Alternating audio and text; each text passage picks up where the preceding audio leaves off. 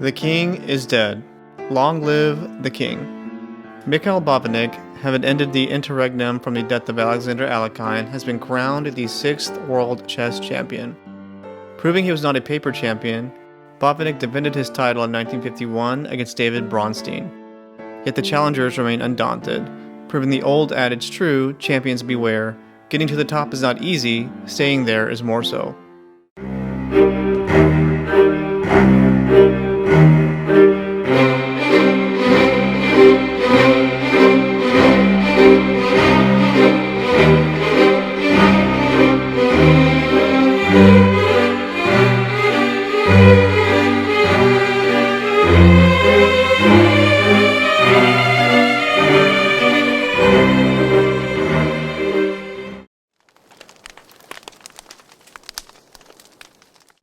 Vasily Smyslov, born in 1921, was a professional chess player and opera singer.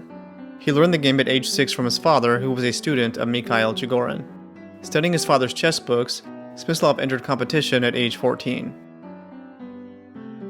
At the age of 20, he cemented his status as a world-class chess player and a contender to the crown during World War II. After the war, he began slowly competing in tournaments and secured himself as one of the world's top players. After Alekhine's death in 1948, Smyslov competed in the World Chess Championship tournament where he lost to Babanik. He was allowed to compete in the 1950 Budapest Candidates tournament, not having to compete in the zonal and interzonal tournaments as per the new FIDE rules. He placed third behind Bronstein and Boleslavsky, who tied for first. He had to wait to challenge for the crown. Having been third, he was allowed to compete in the following Candidates tournament and was awarded the title of Grandmaster. In the 1953 tournament in Zurich, Smyslov won the chance to challenge Babanik. However, the match ended in a dead draw, thereby allowing Babanik to retain the championship. After winning the Candidates tournament in Amsterdam in 1956, he would get another shot at Babanik. During the reign of Mikhail Botvinnik, Vasily Smyslov won the right to play against Botvinnik for the world title in 1957 in Moscow again. One of the most important games to decide the result of this match was played with Vasily Smyslov using the black pieces. Okay, as is characteristic of Botvinnik game, Botvinnik likes to select kind of systems like Red T, English, King's Indian attack. In these games, we are going to see a King's Indian attack setup. So knight f3, knight f6, g3, g6. So far, we have a symmetrical Indian structure. So c4. Now, okay, this is a tricky game transposing to a kind of English setup. And now here, black have a lot of options, can continue with the skin of the King's Indian defense with d6, but the selection of Smyslov was c6. Basically, here we have a kind of hybrid system because we have the Indian setup, but with a Slav formation. With the pawn on c6, blacks prepare d5 to fight for the center and opening the diagonal for the last square bishop. So this is known as the Indian defense with the Slav formation. Very solid system, by the way. So, well, bishop g2, bishop g7, d4 short castle, knight c3, and d4. We have the Slav setup, okay, with the fianchetto on the king. So, in this position, basically, black threat is just capture the pawn and protect the pawn in a greedy mode, even at the cost of lose the central control. Usually, white have to do something about that. Defending the pawn with move like b3 or queen b3, or just trading pawns on d5. That is what Botvinnik did in this one. So takes d5, he takes d5. Also, this is the main line of this position, and now knight e5, taking the outputs and opening the diagonal for the bishop in the fianchetto. And now here, Smyslov play this move. This is a very interesting move. Looks like, okay, black is looking for this alternative way to develop the bishop, to control this diagonal, or to support the central pawn from behind to try to create the outputs on e4. That really this was the plan selected by black. A downside of the pawn here is that of this pawn advance is that now black have to be very careful with the control of the c6 square. Another alternative variant here that can be interesting, and really this is a a more classical way to fight against the outputs will be with this auction. Knight c6, and after the capture seems to be like white create a backward pawn that is exposed in a semi-open file. But here after short castle, black have this very nice central reaction with e5, and after pawn takes knight g4, black is ready to restore the material balance, and in case of f4, queen b6 check, getting some interesting squares on e3 and f2. So basically here white is forced to play e3, and white can restore the material balance capturing the pawn on e3. And also winning the bishop pair. The position will be very complex because black will have the bishop pair but 3 island of pawns. So well, let's go back to the main line. Okay, so b6, bishop g5, bishop b7. So now the bishop is supporting the central pawn, and black is basically ready to take the outputs on e4 to give to white a bit of his own medicine, because white took the outputs on e5. So in order to prevent the creation of the outputs on e4, white trade the bishop for the knight first, even at the cost of lose the bishop pair. But thanks to that, black managed to create a kind of imbalance between the minor pieces, and this was the motive used by Smyslov to play this game until the end. So castle e6, reinforcing the central pawn, f4 and bishop g7. With this move, black basically enable the f6 square for the pawn to force white to leave the control of the output. So rook c1, f6, okay, knight f3, knight c6, here e3 and queen d7. With this move number 15, black finally managed to complete the opening phase connecting the rooks. White did the same, queen e2 connecting the rooks as well, and now we have knight a5. This move is looking for the output on c4. White play h4, looking for this rook to pawn on the king side. And after, okay, black took the outputs, bishop h3, uh, creating this x-ray in the h3 ca diagonal.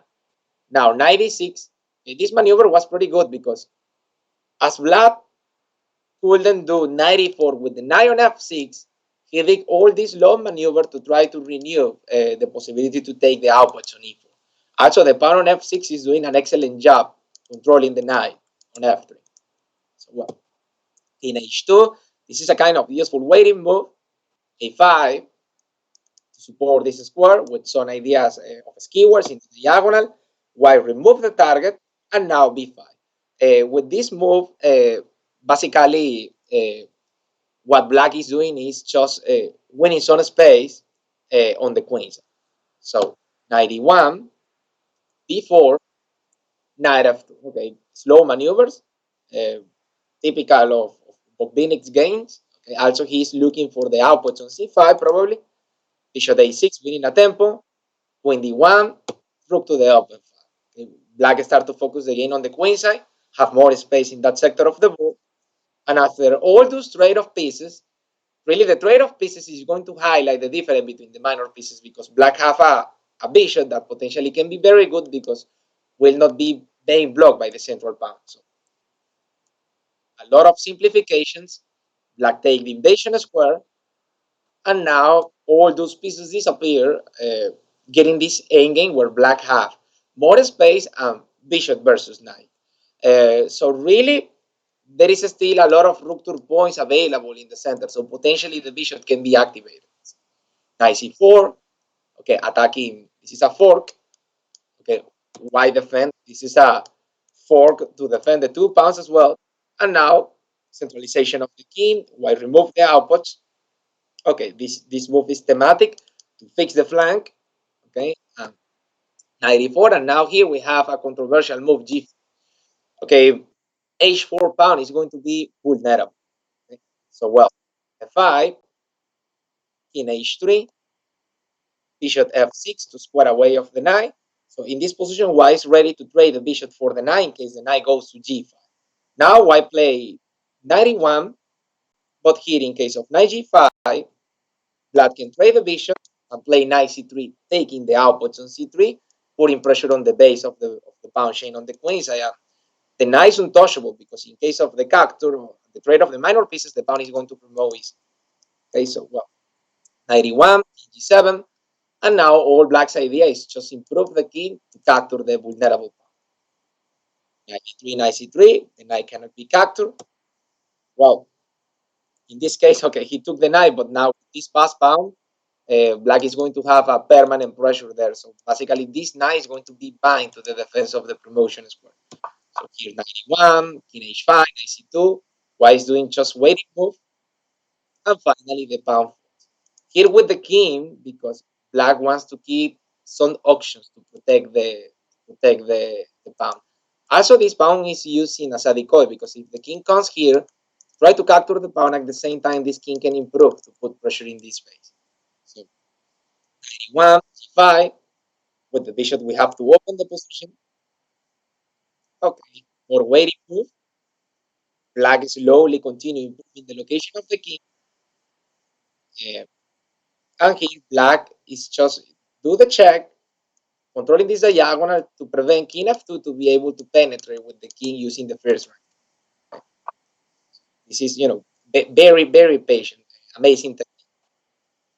King e2, lateral position, bishop to d7, for waiting move, waiting for, now with bishop d4, basically, Black is putting pressure on d4, and if white move the knight again, f4 is incoming, capturing on d4. So for that reason, white kick the knight on c2, play a3, now bishop d7, putting pressure on a3, the knight is bind to the defense of the pawn, b4, a4, fixing the flank in case of the pawn advance. Eventually, this pawn will be fixed, and the bishop is going to put pressure there, and white is going to be in subs. For example, here, in case of a move like b5, okay, Black can control the pawn with bishop d8, controlling this square and being ready to support the pawn here. Also, the king can come back to capture this pawn. Well, he did 91, bishop d5, white did more waiting move. Also, bishop here, the same idea. Black is looking for f4.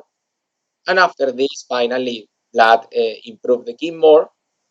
So knight a1, in case of the capture on c3, king e2, for example. Let's say b5, bishop d8, king b4, king d2. Attacking the knight, removing the defender, and using this pass pawn to promote. Very complex thing.